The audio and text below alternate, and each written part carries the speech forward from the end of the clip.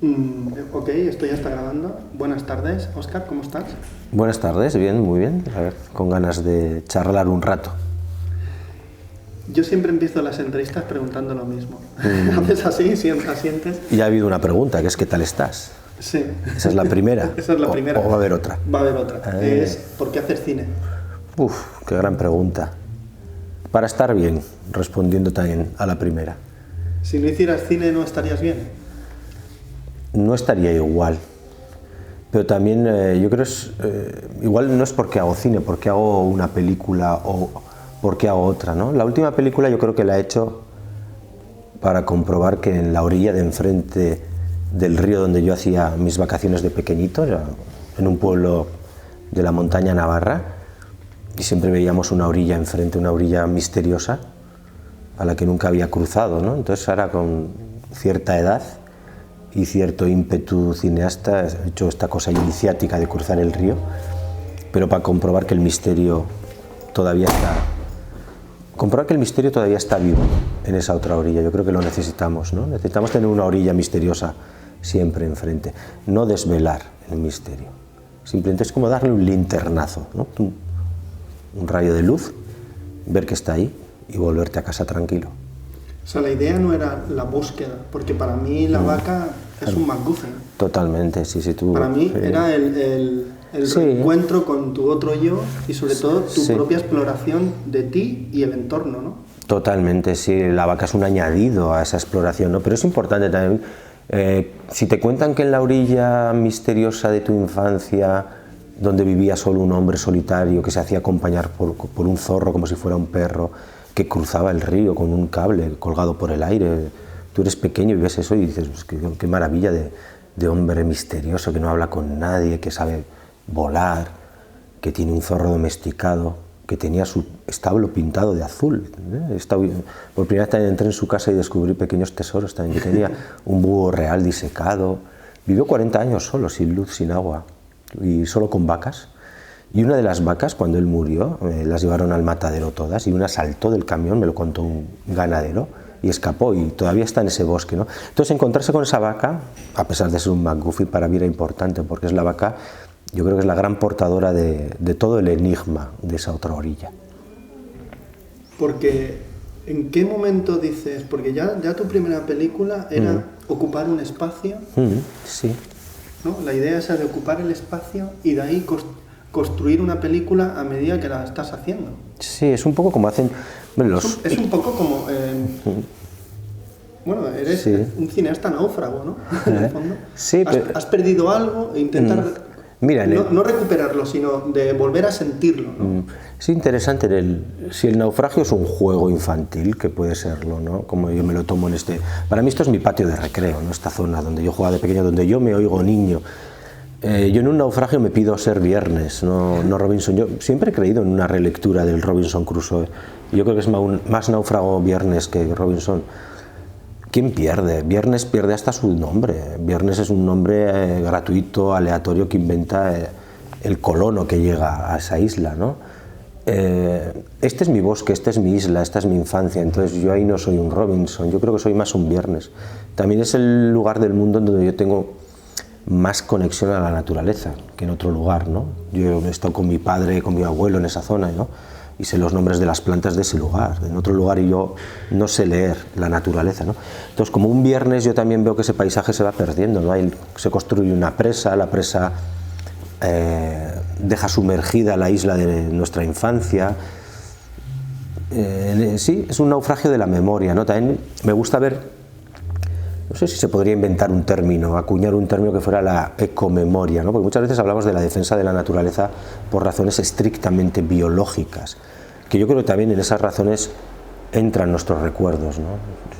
Nosotros yo creo que debemos defender la presencia de ciertos árboles porque nos mantienen viva la memoria, ¿no? Porque la idea de la memoria que hablas, ¿no crees que el cine es un medio para rescatar esa memoria, pero a la vez es la imposibilidad de capturar esa memoria, ¿no? Porque yo creo que hay memoria en el momento en el que la película, en el que tú estás dentro de tu película y hay una cámara filmando. Ahí es cuando a través de algo mágico se produce la memoria. Pero en el momento que se encienden las luces, ese lugar, o en el momento que tú ya no estés allí filmando, ese lugar vuelve a ser un no lugar. Sí, pero si haces una película de la experiencia, aparte de la película está la experiencia. Fíjate que la cabaña que yo construí para tener esta experiencia en la naturaleza y en el bosque de mi memoria, tiene forma de caja negra. Como las como una linterna mágica, ¿no? Sí, es doble sentido. Una cámara oscura, ¿no? Sí, es una cámara oscura en la que tú puedes hacer un retrato, ¿no? Una foto, una cámara estenopeica, ¿no? Donde haces un agujero y el paisaje de tu memoria se queda impregnado, digamos así, para siempre en un papel. Eso sí que sí, además de la película existe, ¿no? Yo he hecho esa fotografía yo la tengo, ¿no? Guardada, como si fuera un mural. Pero aparte es una caja negra como lo son las de los aviones, ¿no? Y en las cajas negras de los aviones todo se puede destruir salvo eso. Y en esas cajas negras está, digámoslo así, está la verdad de la última memoria, ¿no? Está la última frase, la verdad del accidente. Es decir, hay un accidente en mi paisaje se cae, mi paisaje se anega, se sumerge.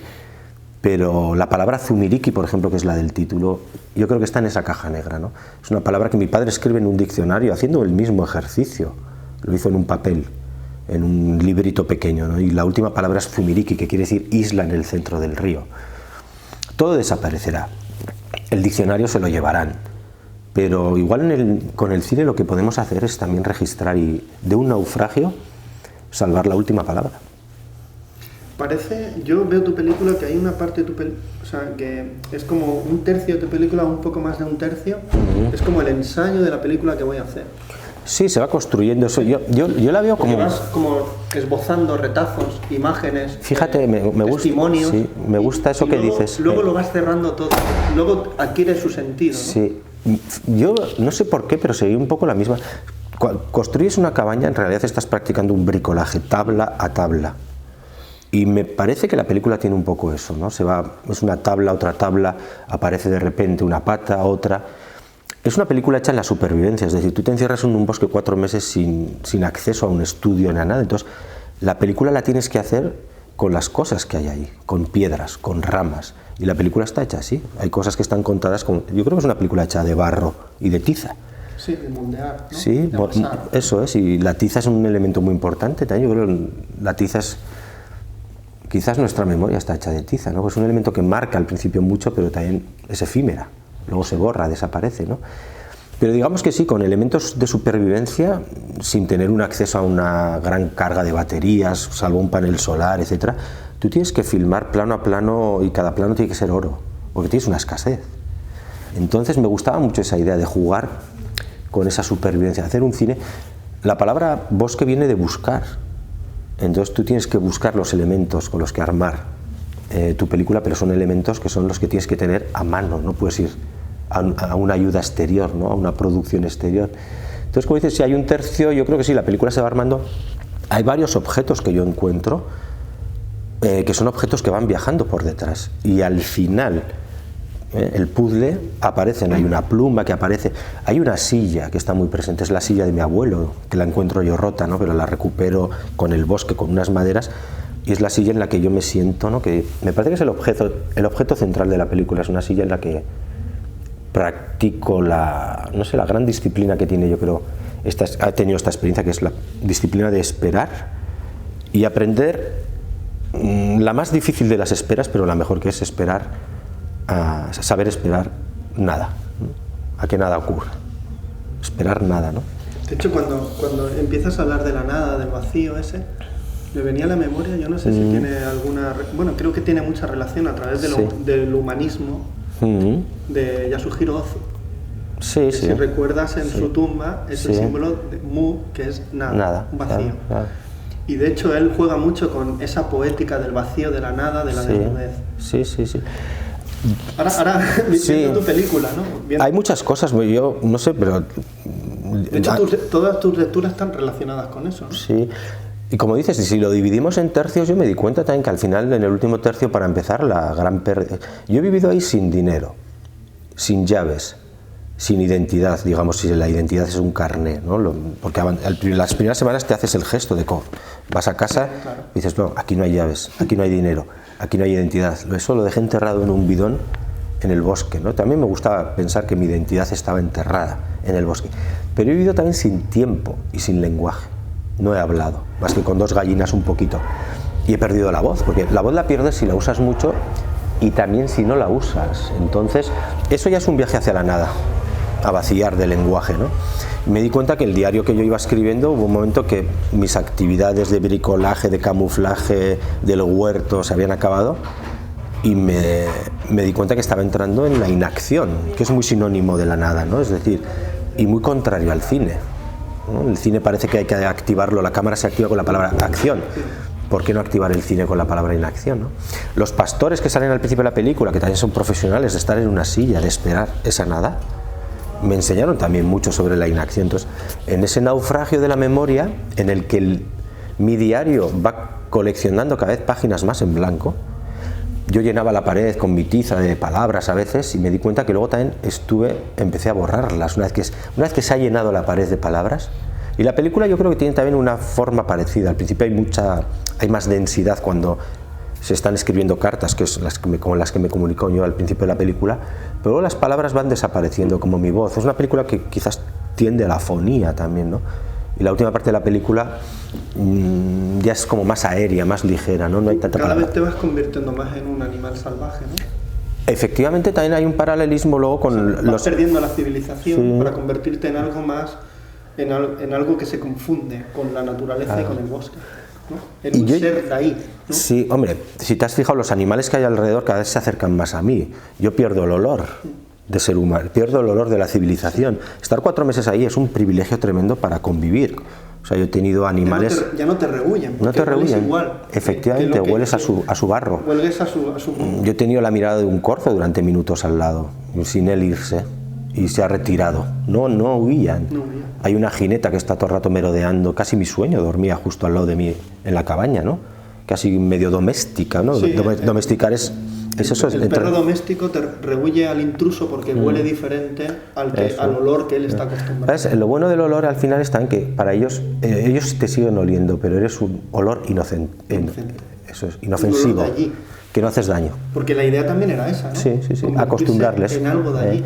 Y fílmicamente, porque yo creo que también con las cámaras estas al final tú les vas marcando un poco la escena y los animales van entrando con ciertos cebos, ¿no? Y es muy divertido también hacer eso, pero hay un momento, por ejemplo, que la jineta, ella deja de intentar comerse mis gallinas cuando hice realmente una buena jaula con un parque, y lo primero que hace es ir a la cámara que está filmando, esas cámaras de grabación de naturaleza, y pasea su piel por la cámara. En el fondo está marcando, los felinos lo hacen con una glándula, está marcando su terreno, pero en el fondo está como diciendo que la película también es suya. Es decir, esta película también es mi terreno, ¿no? Y a mí eso me pareció muy bonito, es decir, si la jineta también está entrando en el juego fílmico, ¿no? Como la vaca también, que al final se gira también, igual que te giras tú, o sea, consigues un récord, ¿no? Sí. Hacer el mismo gesto casi que la vaca, ¿no? Tú te vas, pero la jineta también ocupa el lugar del que te vas, la silla, la jineta se llega a subir a la silla, ¿no? Es como decir, esa comunión, pero si puedo llegar más lejos, a mí me gusta también intentar, en los libros que me he leído en esta estadía tan maravillosa en el bosque, al final me he fijado más en los árboles que los animales, ¿no? Porque son los árboles de mi isla, de mi infancia, los árboles donde yo me subía de pequeño, árboles que plantó mi padre. Sí, porque los animales van cambiando, pero el árbol no. El árbol puede ser milenario. Efectivamente, y lo difícil es imitar al árbol, no al animal. El árbol sí que es un maestro de la espera, porque no puede moverse. Entonces el árbol tiene que recibir y gestionar todos los problemas desde la quietud. Los animales podemos escapar, pero escapar es evitar el problema un día, al día siguiente el problema volverá. Pues el árbol es realmente el maestro de la espera, y para mí la gran lección de un árbol, que yo creo que es imposible de alcanzar, aunque quiero pensar que en la película hay un poco de esa lección, quizás un apunte de esa lección, que es el árbol sabe morir por partes. Tú ves un árbol y puedes llegar a decir si el árbol está muerto o no está muerto. Yo creo que nos equivocamos al decir ese árbol está seco, ese árbol está muerto. Puede tener una rama muerta, pero la otra rama puede generar una vida o tener todavía vida. Es decir, el árbol sabe morir por partes. El árbol respira con todo el cuerpo, nosotros no. Tenemos concentrado todo en un punto, que si ese punto para, nos paramos. El árbol es como Es como en tu película es como el que contiene la memoria, se resiste a morir. Totalmente. Se resiste a abandonarla. Efectivamente, y yo creo que es... Aunque se le inunde con la construcción de la presa, ahí está. aunque parezca envejecido, seco, podrido, pero él se resiste a morir. Se resiste y se resiste a caer. Yo creo que sigue firme. Como el almacenador de la memoria, ¿no? Totalmente, totalmente. Y yo creo que es lo que sobrevivirá. De los 7 árboles que hay, yo he visto caer algunos, claro, porque algunos al final caen, ¿no? Pero yo creo que es lo que nos sobrevivirá, ¿no? Sobre todo uno de los árboles, el que está en el centro, es el mástil de la película, ¿no? El que yo llamo Nagusi, el principal, ¿no? Y la película al final también está llena de pequeñas muertes, ¿no? Al final también trabajas con cosas que se van apagando con ocasos. Yo digo que colecciono ocasos, ¿no? Y tu abandono del lugar, tu despedida, que es el final de la película, también es una forma de decir adiós, ¿no? Sí, pero también ahora, ¿no? O de quedarse ahí para siempre, ¿no? Yo también, mi sueño era hacer una película y quedarme a vivir en ella. Yo pensaba mucho en eso, ¿no? Y hacer una película que no esté llena de preguntas, sino ser la pregunta. Por eso también está un poco mi presencia física en la película, ¿no? Es como los pájaros. Los pájaros, para hacer el nido son escultores sin manos. Entonces tienen que hacer el nido con presión del cuerpo, con los latidos incluso, con sus inquietudes, sus preocupaciones. Y al final el nido de un pájaro es un poco el retrato, el cuenco de su esencia, de su cuerpo. A mí me gusta ver que la película también tiene esa parte de construcción física, como has dicho tú, está amasada, está moldeada con el cuerpo. Porque al final la película yo creo que puede tener una forma de nido en la que yo me quedo a vivir allí. Bueno, hay una parte de ti que se queda, ¿no? Totalmente, o mucho. El Oscar salvaje o bosquejo se queda. Sí, y se va el Oscar a la civilización, el claro, cineasta, ¿no? sí. A lo mejor. Pero yo creo que no he vuelto de ahí. ¿No? Ese camino cuando... ¿Has quedado una parte allí? Yo creo que bastante, quiero desear que bastante, porque justo ahora me está pasando lo contrario. O sea, esta película está hecha en una cabaña reducida de 2 pasos por 2 pasos y medio, y de repente ahora se presenta en salas que son como catedrales. La película está hecha hablando con 2 gallinas durante 4 meses, ahora de repente me toca hablar para mí ante una muchedumbre, aunque sean 60 personas, ¿no? Y la película está hecha de quietud, de paciencia y de soledad, y de repente te encuentras luego tomando aviones, viajando, moviéndote de Denver a México, Morelia, de 1000 sitios, ¿no? Entonces es como que te lleva la concepción de la película te lleva a las antípodas. Entonces no sé cómo gestionar eso todavía en mi cabeza. Sí, has pasado de un extremo a otro, ¿no? Sí. Hay algo similar, que eso es lo que me tranquiliza. La similitud que yo saco es que ahora... Aunque también te digo una cosa. Hay un Oscar niño que se quedó en ese lugar. Ahora hay un Oscar adulto que también se ha quedado en ese lugar. Es doble niño, yo creo, ¿no? Al final cada vez queda menos Oscar civilizado, ¿no? En cierta manera. Hombre, eso te iba a decir. En esas antípodas yo quiero mantener... mutilando por partes emocionales, ¿no? Como el árbol, al final también. Si sabes morir por partes, pues igual por partes puedes ir dejándote, y es igual, es la gran lección del árbol. Pero quiero creer en la similitud que es... ahora de repente estoy casi más tiempo en el aire que en la tierra, ¿no? Tomando muchos aviones. Pero la película también es una película que tiende a subirse a esos árboles de la infancia de nuevo y a estar en el aire, ¿no? Entonces... a ser un poco pájaro, ¿no? Sí, efectivamente, abandonar la tierra. Tener una visión. Es el primer gesto de desobediencia, es ese, ¿no? No te subas al árbol. Pues tú te subes al árbol. Subes al árbol no porque te guste, sino para llevar la contraria. Totalmente, es tu primera lección de... Que a veces te cuesta subir al árbol y te caes. Y es un riesgo. Y es un riesgo. Claro, pero lo que se gana a cambio es ese placer de lo prohibido, esa ligereza, ese dominio aéreo, ¿no? Ese ser otro ser, perder la tierra, ¿no? El peso de la tierra. Entonces quiero también pensar, vale, estoy en las antípodas porque la película te deriva. La película al final también es una botella lanzada al agua, ¿no? Es una película muy náufraga, como decíamos al principio. Entonces no tiene un destino muy claro, pero bueno, yo creo que va de río en río, ¿no? Es como un puzzle en el que tú vas construyendo las imágenes y las piezas que encajan o no. Pero tú cuando lo primero que ves la película es un lienzo en blanco. Me gusta esa, y ahora te pregunto yo a ti. Claro, yo cuando armo puzzles o armo piezas y tal, siempre me sobran 2 que no sé dónde iban. ¿Eso te ha pasado también viendo la película? No, a mí no me... Porque a veces pasa, ¿no? Dices, montas una mesa, y dices, ahí va, y estos 2 tornillos no los he puesto, Yo me ¿no? pasa que hay cierto momento de la película que yo ya no... el hombre, el superviviente, el náufrago, el cineasta, Óscar Alegría, sí. por otro lado, se han fundido en un solo ser.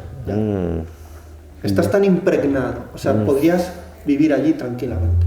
Es mi sueño. O sea, ahora me toca esta parte de la película, pasearla, contarla, es enseñarla, que tiene su parte buena. Reconozco también mi pudor, porque es una película que me costó al principio pensar si la enseñaba. Tú eres es un centro de la acción y de la inacción, ¿no? Sí, y es un striptease también, ¿no? Pero bueno, quiero querer también es como se le llama en la autoficción, ¿no? En la eso, sí. ¿no? Me decía un amigo americano, me gustó para tranquilizarme un poco también la cabeza esta duda, él me decía, yo no hablaría de una película personal, yo hablaría de una película libre. Sí. Y yo no hablaría de una película universal, yo hablaría de una película única. Él me decía, fíjate, él decía, muchas veces no abusamos o intentamos abusar del deseo de que todas nuestras pequeñas historias sean universales.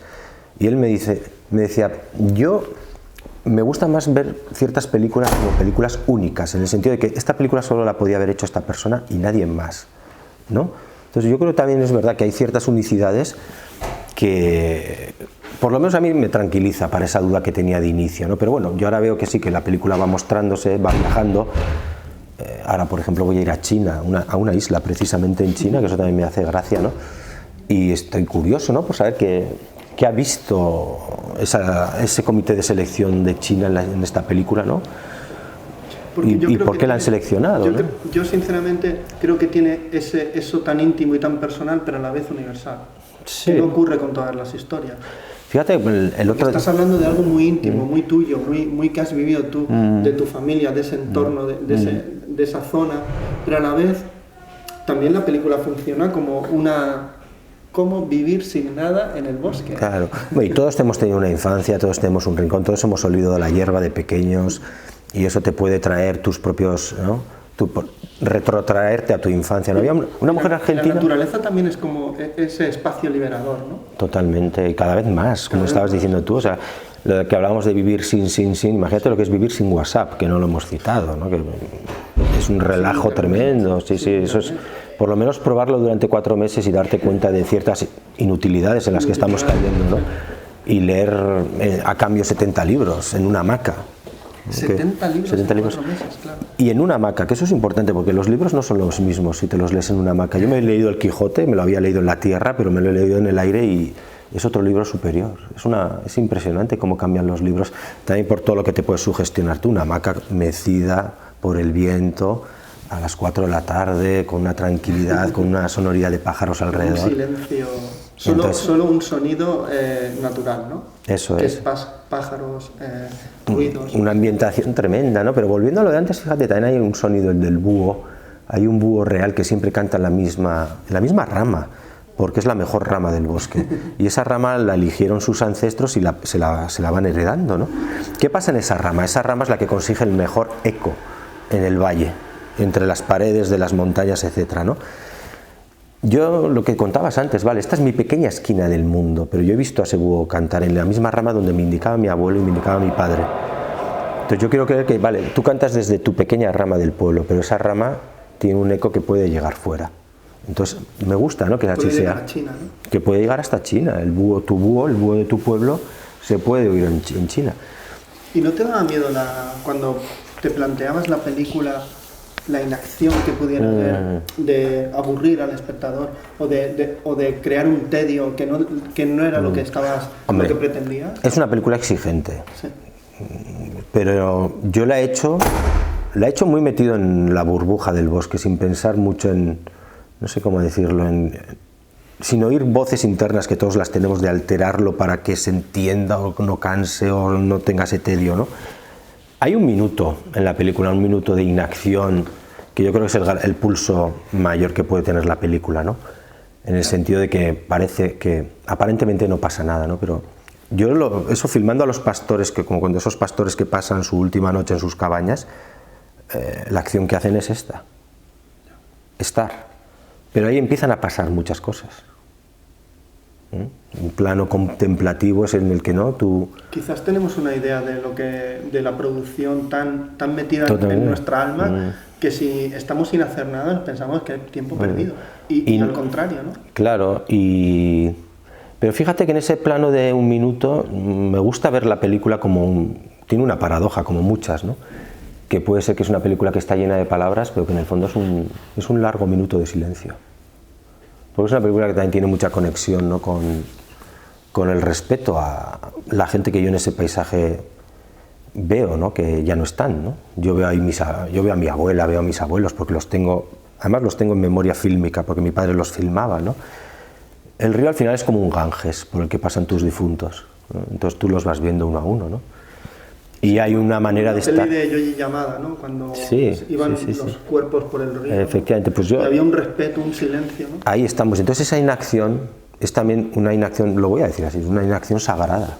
Sí. Sagrada, en el que entras en un momento algo espiritual, sí, algo que de te respeto, llena el alma, claro. ¿no? O sea, un encuentro con el alma, ¿no? Efectivamente, entonces ahí la acción lo estropearía todo, ¿no? Y yo creo que hay un tiempo de reflexión que puede llegar a ser exigente en el cine, etcétera, pero bueno, si estás dispuesto a ver una película de este tipo, pues no, puedes aceptar un minuto. Yo digo, la película dura 122 minutos, pero en realidad dura 17 segundos, ¿no? Que ahí sí que descolocas a la gente, por lo menos a mí me descolocaste cuando dijiste esto. Yo digo, aquí hay una clave, ¿no? Esto es como lo que decía Hitchcock. Fíjense que el asesino, verán el asesino durante toda la película. Ahí estás mirando. Al final les sorprenderá. Y ahí ya estás todo el rato mirando así. Sí. Y acabas mirando mal. Ya, porque estás buscando... porque estás buscando y perdiéndote por eso, otras cosas más importantes. Pero es verdad, detalles, ¿no? Claro. Decía, Mira, para mí la experiencia de vivir sin tiempo, sin el tic-tac, ¿no? Ahí yo tengo referencias temporales que he visto, porque yo he estado con mi padre en esa zona sin reloj y mi padre te clava la hora sin tener que mirar un reloj, te la clava y el calendario, por una planta que sale en el río, por la luz. Él fue pastor ahí desde pequeño, o sea, él controla muy bien ese entorno, ¿no?